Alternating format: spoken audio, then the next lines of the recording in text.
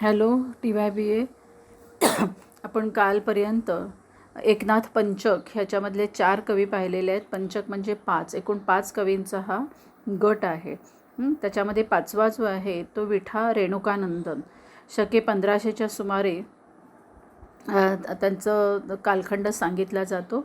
नाथ पंचकामधला हा 5वा कवी आहे, जो नगर जिल्ह्यामध्ये अकोडनेर हे त्यांचं जन्मगाव आणि शुक्ल यजुर्वेदी वत्स गोत्री ते ब्राह्मण घराण्यामध्ये जन्म झाले होते.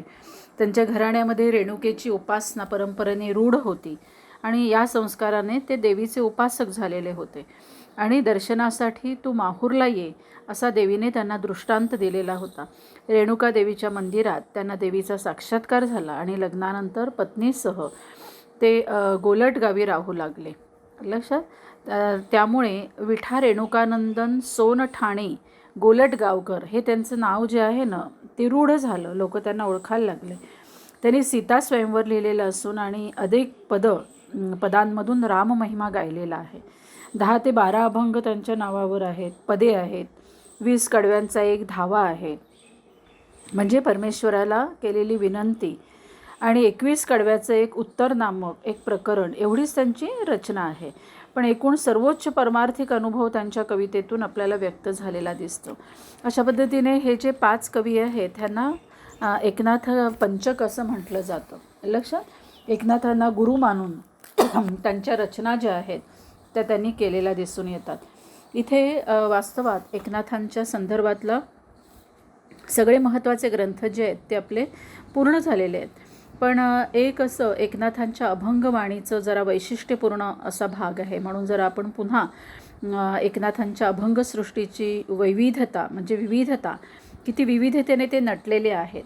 सगळ्या संतांनी अभंग रचना केलेली आहेत, पण ह्यांच्या रचनेमध्ये आपल्याला दिसून येईल की केवळ एक विठ्ठलच असं दैवत नाही, तर हरी, हर, विठ्ठल, कृष्ण, राम अशा विविध दैवतांवर अगदी संतांचं महात्म्य सांगणारे पण अभंग, म्हणजे त्यांच्या अभंगांमध्ये एक पद्धतीचं आपल्याला दिसून येईल तसे मोकळ्या आणि उत्स्फूर्त स्वरूपाचे अभंग आहेत. म्हणजे कुठे छंद बंधन असं नाही आहे, मोकळेपणाने त्यांनी लिहिलेलं त्यांचं चिंतन, उपदेश किंवा ज्याला म्हणता येईल अध्यात्म विचार त्यांच्या अभंगातून आपल्याला आलेले दिसून येतात.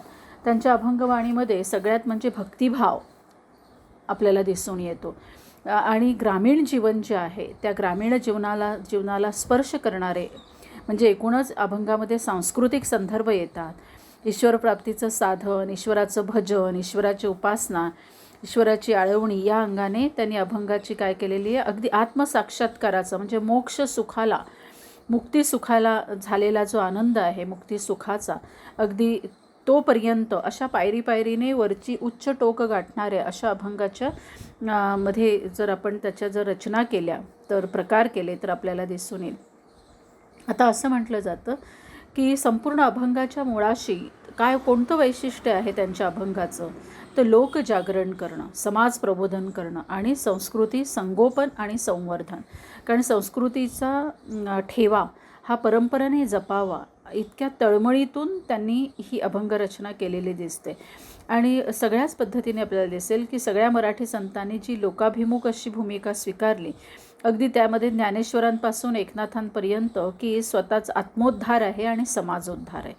एकनाथांनी काय स्वीकारलं तर ह्या दोन्ही धारा ज्या आहेत त्याच्या उलट त्यांनी लोकोद्धाराकडे जास्त लक्ष दिलं. त्यांना आत्मभान आलेले दिसतं, म्हणजे आध्यात्मिक आणि परमार्थिक वैश्विक अनुभूतींना एकनाथांनी ऐहिक म्हणजे जे लौकिक जीवन आहे त्याच्या वास्तवाची जोड दिली. लक्षात. वास्तव जीवन जे आहे आणि त्या वास्तव जीवनाची साथ एकूण त्यांच्या अभंगामध्ये. जनी नारायण अवघा भरला जनार्दन, त्यांना समाजामध्येच परमेश्वराचं, गोरगरिबांमध्येच परमेश्वराचं रूप दिसतं, ही त्यांची मनोभूमिका आहे. म्हणून सर्वांठाई नारायण जन तोची जनार्दन, प्रत्येक जन जो आहे तो त्यांना जनार्दनासारखा दिसतो. असं आत्ममग्न आणि समाजोद्धाराची जी जाणीव आहे ती एकनाथांच्या अभंगांमधून आपल्याला दिसते. म्हणजे ईश्वर हा सर्वव्यापी आहे.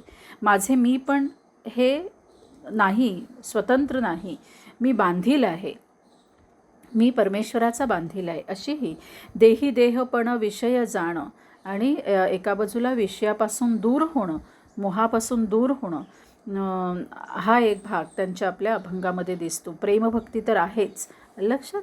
त्याचबरोबर नाथांच्या अभंगामध्ये की पूर्वरंग ज्याला असं म्हणता येईल त्याची पहिली सुरुवात जी आहे पंढरपूर विषयक, विठ्ठल विषयक, संत विषयक, एकनाथांचे हे विषय जे आहेत हे जिव्हाळ्याचे आहेत की हे अभंग परंपरेने सगळेच लेखक लिहित आलेले आहेत.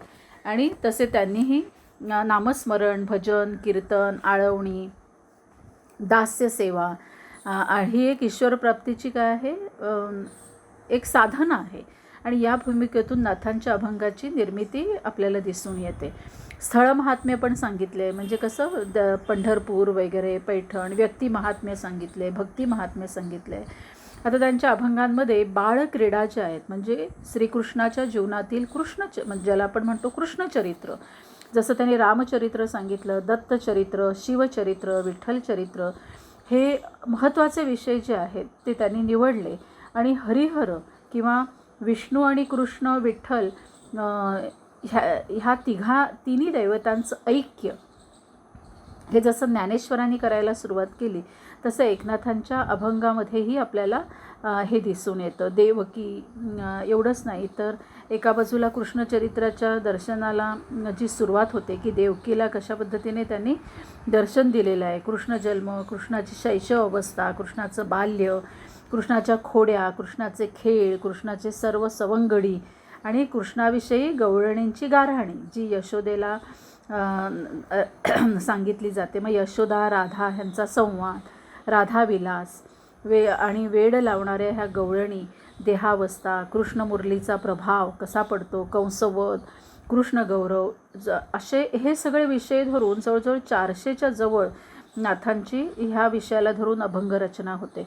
त्याच्यामध्ये कृष्णाचा उपदेश जो आहे तो नसून, भागवताप्रमाणे उद्धवाला कृष्णाने केलेला उपदेश नसून, तो संपूर्ण पुरुष श्रीकृष्णाने जीवनदर्शन, म्हणजे त्याचं संपूर्ण जीवनाचंच नाट्यपूर्ण दर्शन विविध रसांनी पूर्ण त्यांच्या अभंगांमध्ये आलेलं दिसून येतं. म्हणूनच कीर्तनातून, भजनातून, स्मरणातून, आख्यानपर पद्धतीपर एकनाथांनी काय केलेलं आहे, ही अभंगाची मांडणी केलेली दिसून येते. म्हणजे गोष्टी पद्धत. कृष्णचरित्रातून त्यांनी प्रसंगांची सुंदर सुंदर प्रसंग घेतलेले आहेत आणि तेही असं लोकांना वेड लागेल, ऐकत बसावंसं वाचेल. त्याच्यात भावचित्र जी आहेत ती रंगवलेली आहेत. निर्गुण निराकार भक्ती आहे लक्षात, जे अनिर्वचनीय, जे शब्दामध्ये आपण मांडू शकणार नाही अशा पद्धतीने परब्रह्म कृष्णाला सगुण साकार अशा दोन्ही रूपामध्ये त्यांनी आपल्या कवितेतून कृष्णाचं निर्गुण सगुण रूप जे आहे ते केवळ गोपी हरवून जातात असं नाही, म्हणजे श्रीकृष्णाच्या रूपाने तर दिव्य अनुभूतीला संपूर्ण निसर्ग त्याचा अनुभव घेतो. सगळा चराचर त्याच्या चैतन्याने काय होतो, पुनीत होतो, पवित्र होतो. म्हणजे अशा पद्धतीने संपूर्ण विश्वाला, संपूर्ण सृष्टीला कृष्णाचं मनोमय वेड कसं लागलेलं आहे, त्याच्या बासरीचं वेड कसं लागलेलं आहे, त्या बासरीच्या धुनामध्ये सगळे पशु पक्षी प्राणी कसे एकरूप होऊन जातात, त्याची वारंवार चित्रणं अतिशय बारकाव्याने केलेलं आहे. कृष्णाविषयीची त्यांना एक प्रकारची आस्था आहे, त्याचबरोबर त्याला म्हणता येईल की कृष्ण भक्ती आहे. म्हणून त्यांच्यात संपूर्ण स्वभावचित्र कशी उभी राहतात कृष्णाच्या ह्या अभंगामध्ये, तर मूर्खत चालणारा कृष्ण लक्षात, वारियाने कुंडल हलवीत चालणारी, डोळे मोडीत चालणारी राधा, म्हणजे लटकत मुरडत चालणं असतं ना तसं. त्याच रंगाचा हा शृंगार जो आहे तो गवळणींच्या स्वरूपामध्ये पण त्यांनी नटवलेला आहे. दुडीवर दुडी घेऊन बाजाराला निघालेल्या गोपी आणि गवळण गोरस म्हणून विसरली लक्षात, ती विसरूनच गेली की आपण गोरस विकायला आलेला, ती श्रीकृष्णाचंच नाव घेऊ लागली. आणि मग त्यांची कशी फजिती होते. आणि भिंगाचे भिंगुले, खांद्यावर अंगुले टाकून नाचत येणारं तान्हुलं बघून, देहभान विसरणाऱ्या तरुणी, म्हणजे त्याचं बाळरूप बघून, कृष्णविरहामुळे वेडावलेल्या गवळणी, कान्हाबाई, कृष्णाबाई ही जी आहेत, आणि मग मुरलीवाल्याला साद घालणाऱ्या, त्याला हुलकावणी देणाऱ्या, कृष्णाची अनंत रूपे एकच चैतन्य रूपामध्ये पाहणाऱ्या, अशा विविध कृष्ण गोपी रसक्रीडा, कृष्ण गोपींचे आणि कृष्ण सवंगड्यांचे जे विविध खेळ आहेत, उद्धवाला केलेला उपदेश आहे, असे अनेक प्रसंग श्रीकृष्णाच्या जीवनातून म्हणजे श्रीकृष्णाच्या उपदेशापेक्षा कृष्णचरित्र हाच त्यांच्या चिंतनाचा विषय झाला. कृष्णालाच नाथ विठ्ठल रूपामध्ये पण बघतात आणि दक्षिणेची द्वारका असलेलं जे पंढरपुरावर अनेक संत प्रेम करतात, तसं एकनाथांनी पंढरी महात्म्य पण सांगितले, विठ्ठल महात्म्य सांगितले, विठ्ठल नाममहिमा सांगितलं आहे, विठ्ठल पुंडलिकाच्या भक्तीचं सामर्थ्य सांगितलेलं आहे की पुंडलिक हा किती मोठा भक्त होता की ज्याला साक्षात विठ्ठलाला त्याच्या दारी उभं राहावं लागलं आणि त्याच्या मताप्रमाणे कडेवर हात कमरेवर हात देऊन तो विटेवर उभा राहिलेला आहे. हे सगळं अभंगातून त्यांनी गायलेलं दिसून येतं. म्हणजे हरी आणि हरेक्य, राम कृष्ण आणि विष्णू या तिघांना विठ्ठलाच्या रूपाने काय केलेलं आहे, एकनाथांनी स्वीकारलेलं आहे. म्हणजे राम हरी वासुदेव हे एकरूपच आहेत. हे अध्यात्मामध्ये जे खरं ज्ञान त्यांना झालं, हे वर्म त्यांना की देव असे नावाने भिन्न जरी असले तरी तो सगळं त्याचं रूप एकरूप आहे, हे जे आपण म्हणत असतो ना, ते त्यांनी सर्वसामान्य माणसाला सांगितलेलं आहे. त्यामुळे काय झालं की एकूणच रामकृष्ण आणि विठ्ठल ह्याची एकरूपता त्यांनी कृष्णचरित्र आणि विठ्ठल महिमा याबरोबर नाथांनी रामचरित्र पण सांगितलेलं आहे, रामाचं चरित्र पण, शिवाचं महात्म्य. अशा पद्धतीने कृष्ण, विठ्ठल, राम, शिव, दत्त ह्याची आळवणी नाथांनी आपल्या संपूर्ण अभंगांमधून एकरूप करून टाकलेली आहे. आता ही हरी आणि हरेक्याची संकल्पना जी आहे त्याची विविध रूपं त्यांच्या अभंगांमध्ये आपल्याला दिसून येतात, लक्षात. त्याचबरोबर दत्त महात्म्य आहे, गुरुभक्ती आहे, श्रीकृष्ण भक्ती इतकीच रामभक्ती पण त्यांना तितकीच प्रिय आहे. संत भक्ती पण नाथांना महत्त्वाची वाटते की संत किती महत्त्वाचे मोलाचे कार्य करतात. आणि अशा पद्धतीने आपल्याला दिसून येईल की समाज मनाला खोल अगदी तळापर्यंत एकनाथांनी अभंग रचनेतून समाजमन घडवलेलं आहे.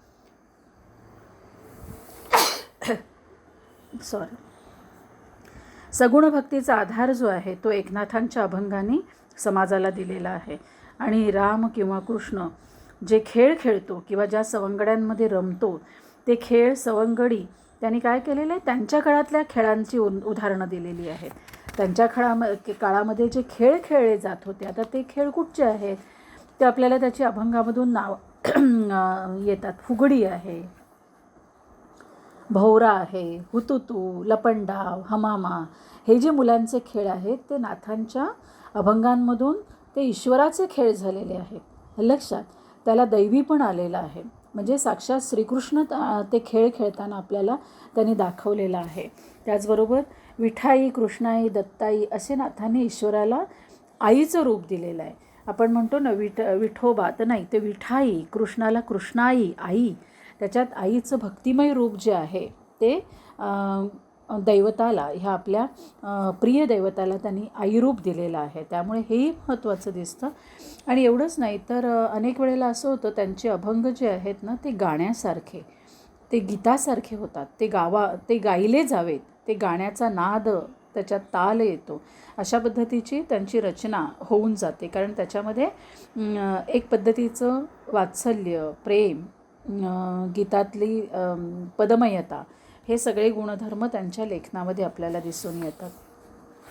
तसंच आपल्याला दिसेल की मुळातच नाथांच्या ह्या रचनेबरोबर की ज्याला आपण धावा म्हणतो किंवा परमेश्वराविषयी असलेली आस जी आहे, परमेश्वराच्या भेटीची लागलेली तळमळ, ही सगळी आर्तता वगैरे जशी एकेकाळी आपल्याला मनाच्या श्लोकामध्ये दिसून येते, तशा पद्धतीची की संसारात ईश्वर भेटीची जी आर्तता आहे ती पूर्ण होत नाही आहे. आणि म्हणून मनाची चाललेली जी तळमळ आहे, उलाढाल आहे, अगदी उलघाल आहे, ती उत्कंठेने त्यांनी वर्णले. धाव रे धाव आता दीनवत्सला रामा, असा नाथांच्या अभंगांमधून धाव रे रामराया किती अंत पाहाशी, हे जसं रामदासांनी त्यांना विचारलेलं होतं ना की भेटीची उत्कटता, ती तशीच उत्कटता आपल्याला दिसून येईल एकनाथांच्या पण.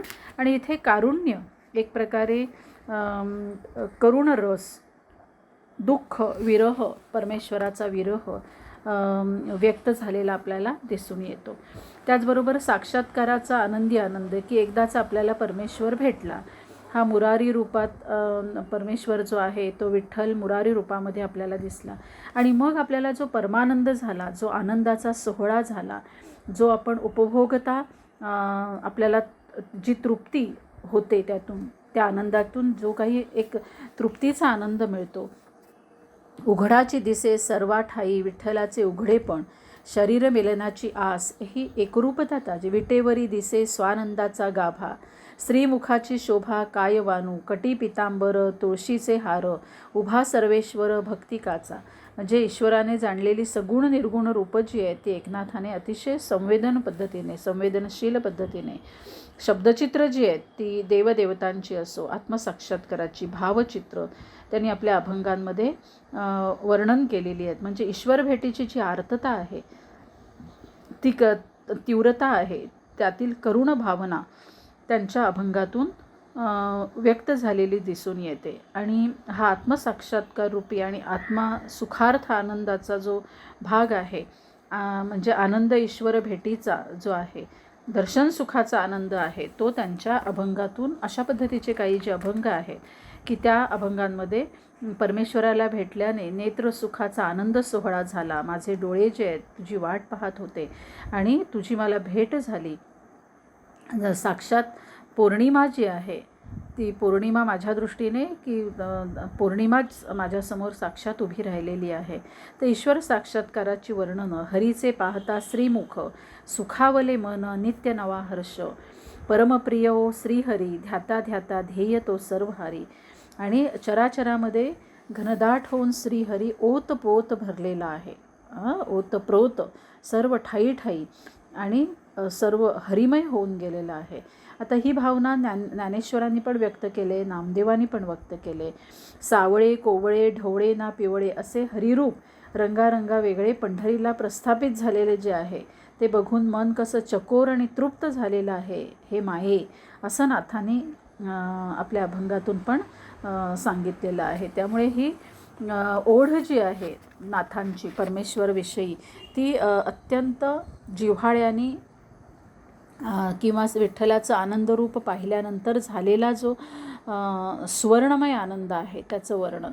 नंतर हरिपाठाचे म्हणजे नामपाठाचे अभंग ज्याला म्हटलं जातं, हरिपाठाचे नामपाठाचे अभंग हे जसे स्वतंत्र आहे, ज्याच्यात नाममहिमा म्हणजे नामपाठ फल, की मी जर परमेश्वराचं नाव घेतलं, नामस्कीर्तन केलं तर माझ्या उपासनेतून काय फायदा होईल.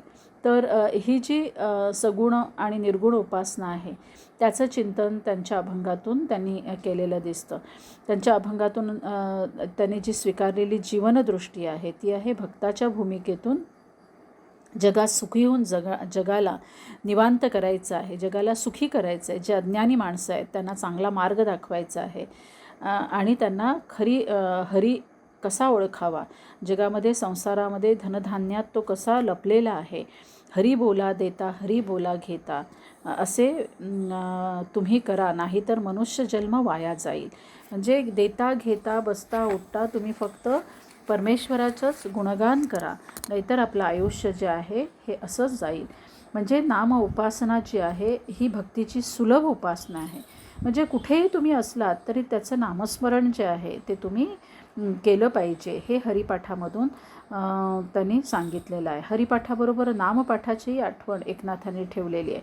शिव, विष्णू, दत्त, देवी, विठ्ठल, कृष्ण यापैकी कोणाचंही नामपठण तुम्ही जर केलं, म्हणजे कोणाचंही परमेश्वराचं नाव घेतलं तरी तुम्हाला फळ हे मिळणारच. लक्षात, तो तुम्हाला सुख दिल्याशिवाय त्या नामपाठातून नामस्मरणातून तुम्हाला काही ना काहीतरी तो सुखात्मक जीवन दिल्याशिवाय राहणार नाही, तुमचं दुःख हरण केल्याशिवाय राहणार नाही. ही नाथांनी अगदी संत एवढंच नाही तर संतांची स्तुती पण त्यांनी सांगितलेली आहे. लक्षात की कीर्तन महिमा, सद्गुरू महिमा त्यांनी गायलेला आहे. गुरु किती श्रेष्ठ असतो, ईश्वराचाच तो कसं पर्यायाने ईश्वराचंच कसं ते रूप असतं, हे नाथांनी अतिशय सविस्तर पद्धतीने सांगितलेलं आहे. त्याचबरोबर आपण ज्याला मनाचे बोध म्हणतो तसा मनाचा बोध पण त्यांनी आपल्या अभंगातून देहाचे देऊळ देवळीचं देव, म्हणजे नाथांच्या मनामध्ये की देह हाच देऊळ आहे, तर तुम्हाला देवळात जाण्याची गरजच नाही. माणसाचं मन जे आहे हेच परमेश्वराचं वस्तिस्थान आहे.